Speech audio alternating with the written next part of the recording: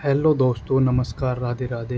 दोस्तों, आप सभी को पता ही होगा DGEME का जो एग्ज़ाम चल रहे हैं, जो आगे आएंगे अपने LDC के, ट्रेडमैन मेट के, बार्बर के और अपने जो भी है ट्रेड वाइज आपके जो भी एग्ज़ाम आएंगे ना। और तो आपको मैं ना 20 क्वेश्चन, टॉप 20 क्वेश्चन लेके आया हूँ DGEME मैथ्स के, ठीक है।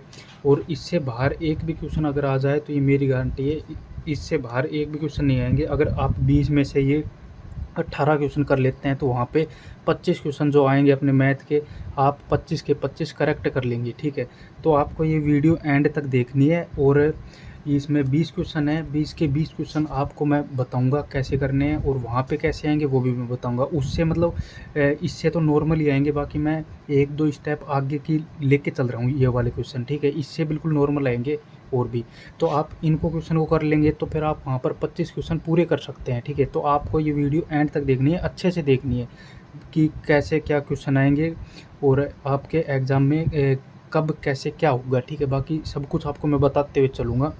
तो इसमें पहले नंबर का क्वेश्चन है, एक दुकानदार ने एक वस्तु को 400 रुपये में खरीदी और उसे 320 रुपये में बेच दिया। दुकानदार का हानि प्रतिशत ज्ञात कीजिए। तो इसमें आपको पता होगा हानि कब होती है, जब अपन कोई भी वस्तु खरीदते हैं और उसको कम रुपए में बेचते हैं। जितने रुपए में हम खरीदते हैं और कम रुपए में बेच देते हैं तो हमारे ये लॉस हो जाता है इसमें, है ना। और हमें अगर 200 रुपये में बेचते हैं तो 250 रुपये में खरीदते हैं और 250 रुपये में बेचते हैं तो वो हमारा प्रॉफिट हो जाता है 50 रुपये के ऊपर, ठीक है। तो इसमें बोल रहा है दुकानदार का हानि प्रतिशत ज्ञात कीजिए। 400 रुपये में ये वस्तु खरीदी कोई, ठीक है। तो इसने 320 में बेच दी तो कितने रुपए का लॉस हुआ इसमें? 400 माइनस 320 बराबर 80 रुपये का लॉस हुआ। ये 80 रुपये का लॉस हुआ, ये कितने रुपए पे हुआ है? ये 400 रुपये पे लॉस हुआ है ना। अगर हम 320 इसके नीचे करेंगे तो ये तो प्रॉफिट हो जाएगा। तो हम 400 इसके नीचे करेंगे क्योंकि 400 के ऊपर ही लॉस हुआ है 80 रुपये का। बट मल्टीप्लाई गुना इसमें 100 कर देंगे, ठीक है। तो ये 2 जीरो से 2 जीरो कट जाएगा, 4 दूनी 8। तो इसमें 20% की हानि आ जाएगी, ठीक है, लॉस आ जाएगा ये। बाकी आपको कुछ भी समझ में नहीं आए तो आप कमेंट बॉक्स में आप रिप्लाई कर सकते हैं, आप कमेंट बॉक्स में पूछ सकते हैं, मैं आपका रिप्लाई कर दूंगा, ठीक है। और अपना सेकंड नंबर का क्वेश्चन है, यदि एक वस्तु को 150% लाभ पर बेचा जाता है तो उसके क्रय मूल्य और उसके विक्रय मूल्य से अनुपात बताइए, ठीक है। तो आपको ये इसमें बोल रहा है, यदि एक वस्तु को 150% लाभ पर बेचा जाता है तो 150% लाभ कब होगा? जब हम 100% पे करेंगे तो उसके बाद 150 पे 150 प्लस करेंगे, जब इसमें 150% का लाभ होगा, ठीक है। तो इसमें 100 पे 100 से इसमें प्लस 150 कर देंगे तो इसमें हो जाएगा 250% का, ठीक से।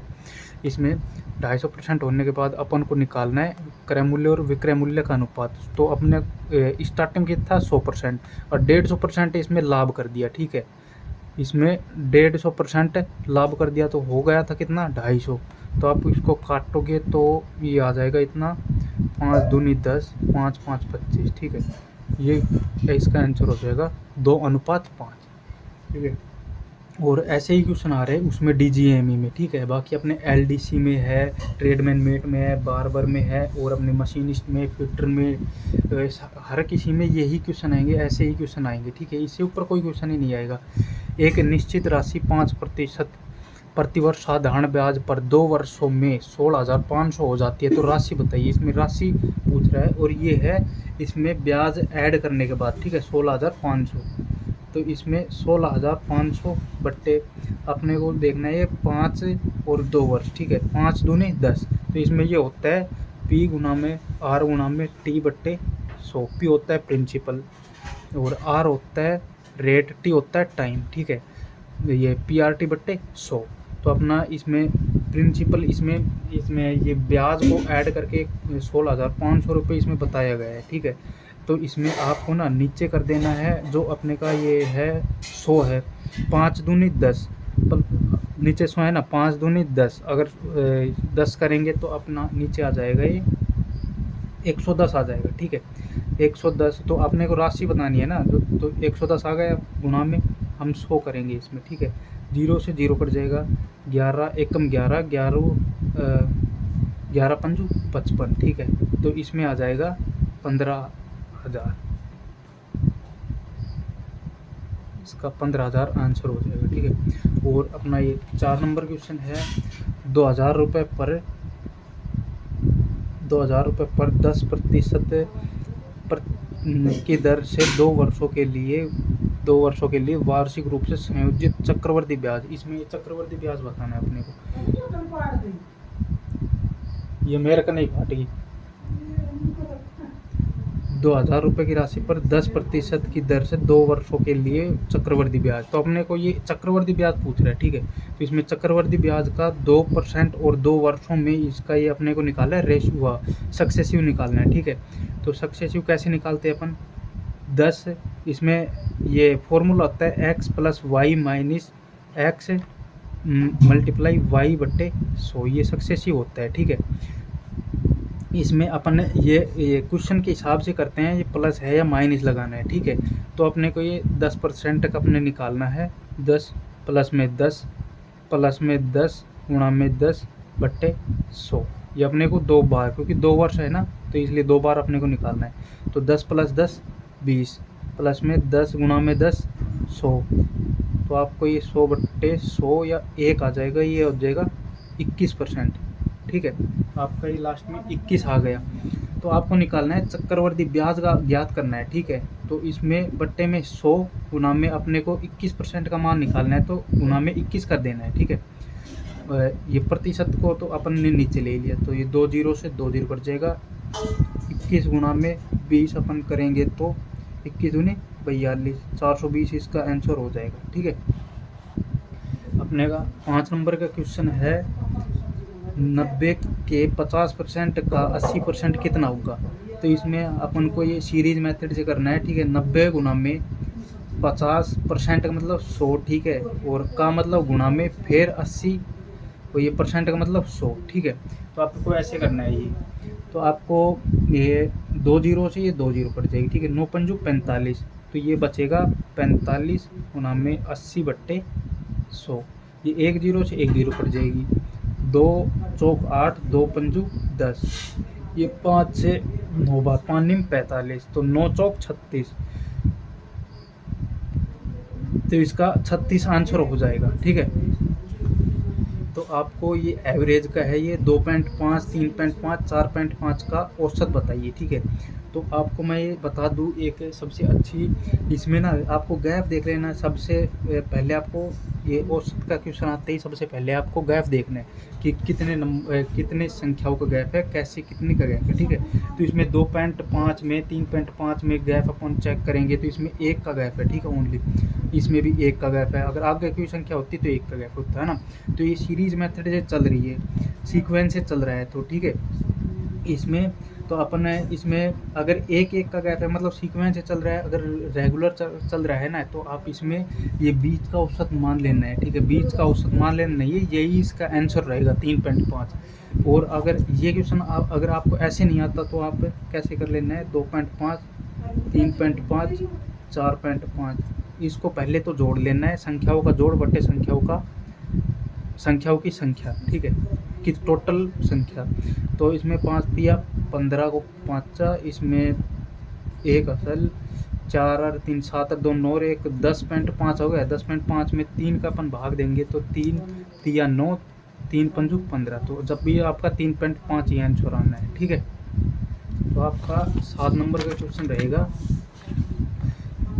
15 10 20 22 का औसत बताइए।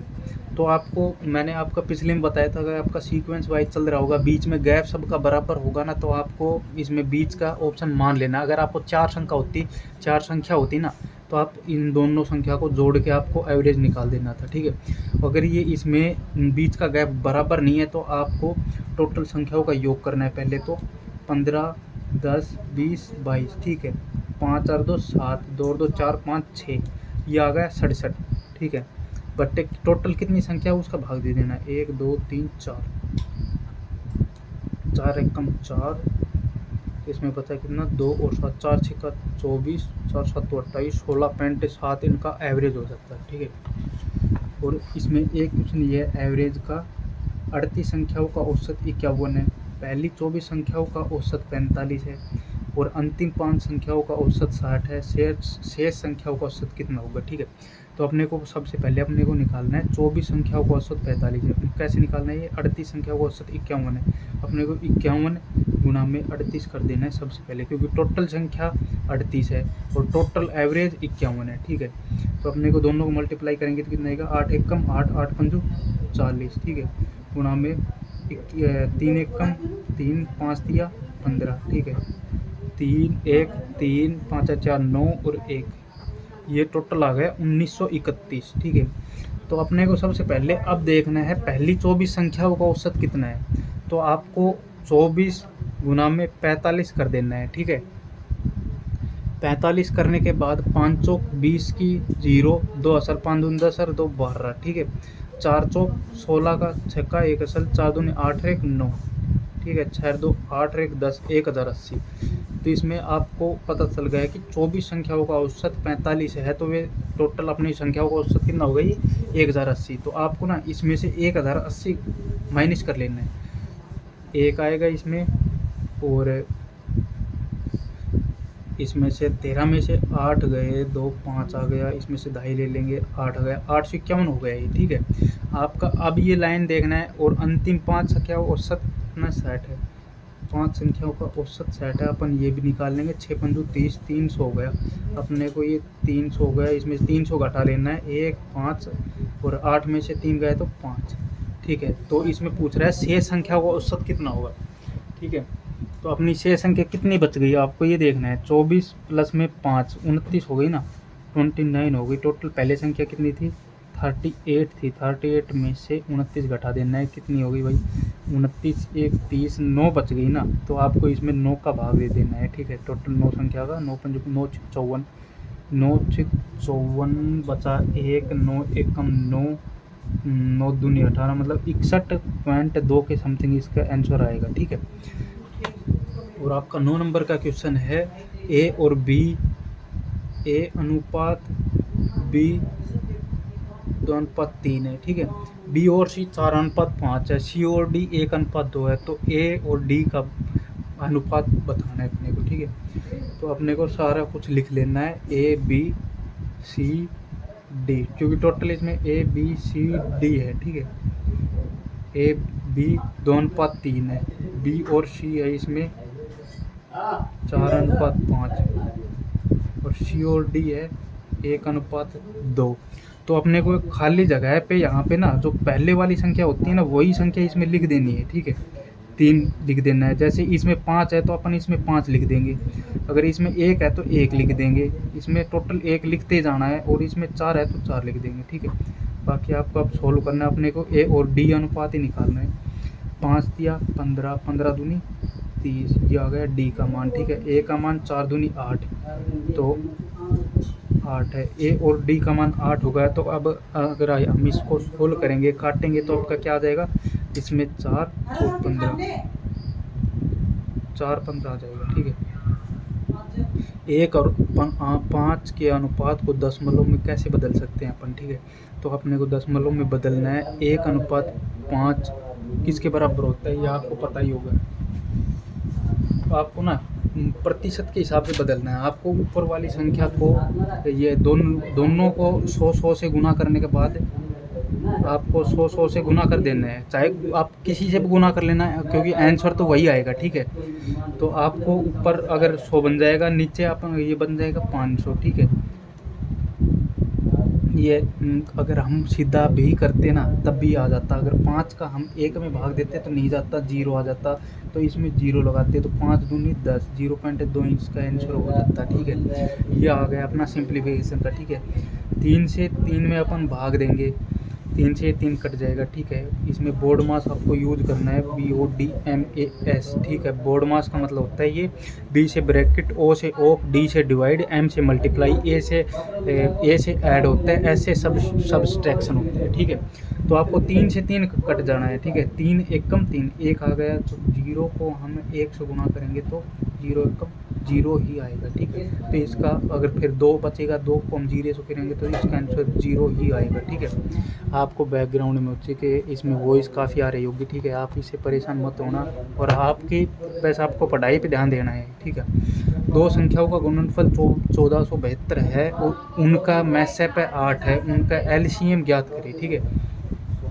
दो संख्याओं का गुणनफल, तो इसका फॉर्मूला होता है फर्स्ट संख्या गुणा में सेकंड संख्या बराबर में एलसीएम गुणा में एचसीएफ, ठीक है। तो इसमें दोनों का गुणा दे रखा है 1472 बराबर में, तो इसमें आपको दे रखा है एचसीएफ, ठीक है।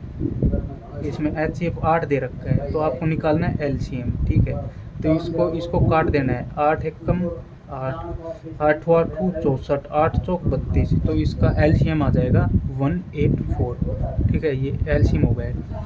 तो आपको बिल्कुल इजी क्वेश्चन आ रहे हैं, बाकी आपको कोई टेंशन लेने की ज़रूरत नहीं है, ठीक है। 145 में 5 का भाग दीजिए, ऐसे क्वेश्चन आ रहे हैं वहाँ पे, तो बाकी आपको इससे इजी क्वेश्चन मिलेंगे वहाँ पे, ठीक है। तो आपको ये क्वेश्चन बिल्कुल भी स्किप नहीं करने, एंड तक देखने हैं, ऐसे ही क्वेश्चन आएंगे, ठीक है। 5 5 दूनी 10, 5 5 5 दूनी 10, 5 3 45, इसका 29 आंसर आ जाएगा, ठीक है। आपका ये क्वेश्चन है 14 नंबर क्वेश्चन। एक कार 40 किलोमीटर प्रति घंटा की स्पीड से चलती है तो 6 घंटे में कितनी दूरी चलेगी, ठीक है। तो आपको देखना है ये एक घंटे में 40 किलोमीटर की दूरी तय करती है, तो 6 घंटे में कितनी करेगी, 1 घंटा है ये, ठीक है। 6 घंटे में कितनी करेगी, 40 गुना में 6, 6 चौक का 24, 240 किलोमीटर, ठीक है। इतनी दूरी तय करेगी। तो और ए किसी काम को 12 दिन में करता है, बी किसी काम को 8 दिन में करता है, ठीक है। तो ए और बी दोनों मिलकर कितने दिनों में करेंगे, ठीक है। ये क्वेश्चन है अपना। तो ए का आपको ऐसे लिख लेना है और उसके बाद करना है इनका 12 और 8 का एलसीएम कितना होता है, 12 दूनी 24, 12 36, 8 दूनी 16, 8 24, 8 चौक 32, 12 24 32, 12 चौक 44, इसका अपन 48 मान के चलेंगे, ठीक है। क्योंकि एलसीएम अपने को वही लेना है जो दोनों संख्या से काट सके वो, ठीक है। तो 12 चौक 48, 8 छिंग 48, ठीक है। तो अपने को ये इसमें क्वेश्चन में बोला गया है, तो दोनों मिलकर कितने दिन में पूरा करेंगे, ठीक है। 8 4 6 और 4 10, तो आपको इसमें 48 में 10 का भाग दे देना है, क्योंकि इसकी ये कार्य करने की क्षमता 4 है, इसमें 6 है, तो इन दोनों का आपको भाग दे देना है। ये 48 में 10 का भाग दे देंगे तो आपका आएगा 4.8 आंसर, ठीक है। किसी चतुर्भुज की एक भुजा की लंबाई 8 सेंटीमीटर है तो चारों भुजा का योग कितना होगा, ठीक है। एक भुजा की लंबाई 8 सेंटीमीटर है, चारों भुजा का योग कितना होगा, तो एक भुजा, चतुर्भुज की कितनी भुजाएं होती है, 4 भुजा होती है, ठीक है। तो इसमें से एक भुजा होगी 8 सेंटीमीटर की, तो 4 भुजा कितने की होगी, 8 चौक 32, ठीक है। नॉर्मल ये क्वेश्चन यार, इसमें से अपने को ये सरल करना है, ऐड करना है 1.1, 1.001, ये अपने को करना है 10.01, 11.11 अपने को ये ऐड करना है। जो भी ऊपर अगर खाली दिखे तो अपने को ये कर देना है, यहाँ पे 0 0 लिख देना है, क्योंकि सोल्व करने में इजी होता है ये, ठीक है। 1 2 2.32, ये 23.221 इसका आंसर हो गया, ठीक है। तो 10/3 को अपन 10 मतलब भिन्न में बदलेंगे, तो कैसे करेंगे, अब इसको भाग देंगे, 3 तिया 9, 3 तिया 9, 33, यह 3.33 आ जाएगा, ठीक है। 10 मतलब में बदल दिया अपने को। और ये क्वेश्चन मेरे वाले शिफ्ट में आए थे, ये वेल्ड ट्रेड से DGME Delhi 505 army base workshop वाले में, ठीक है। इजी क्वेश्चन है बिल्कुल।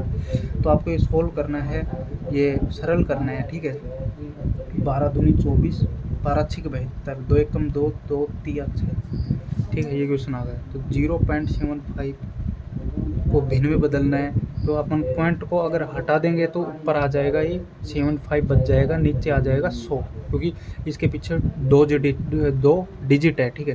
तो 2 डिजिट में अपन करने के बाद इसको भिन्न में कैसे बदलेंगे, इसमें इसको काट सकते हैं तो काट सकते हैं, ठीक है। अपन 25 तिया 75, 25 चौके 100, बाकी आपका ये आंसर हो जाएगा। और आपको कोई भी दिक्कत परेशानी हो तो आपको अगर और भी कोई क्लासेस चाहिए तो आप बता सकते हैं। मैं जीके की, रीजनिंग की, आपको क्लास और भी दे दूँगा, और भी क्वेश्चन बता दूँगा, और कैसे क्वेश्चन आ रहे हैं ये मैंने आपको बता ही दिया है। रीजनिंग में बिल्कुल ईज़ी है, और जीके में भी 25 क्वेश्चन में से आपके ना 7-8 क्वेश्चन करंट के रहेंगे। ये बस बिल्कुल मतलब थोड़े से टफ हो सकते हैं, बाकी 15 से 17-18 क्वेश्चन बिल्कुल ईज़ी आएँगे आपके। बाकी आपको कोई भी दिक्कत परेशानी हो तो आप कमेंट बॉक्स में पूछ सकते हैं कुछ भी, मैं उसका रिप्लाई कर दूँगा। और आपको कोई भी क्लास चाहिए तो आप कमेंट कर सकते हैं, ठीक है? और क्लास मैं आपको दे दूँगा, मैथ्स के क्वेश्चन जो भी आपको कुछ भी चाहिए तो, ठीक है? धन्यवाद।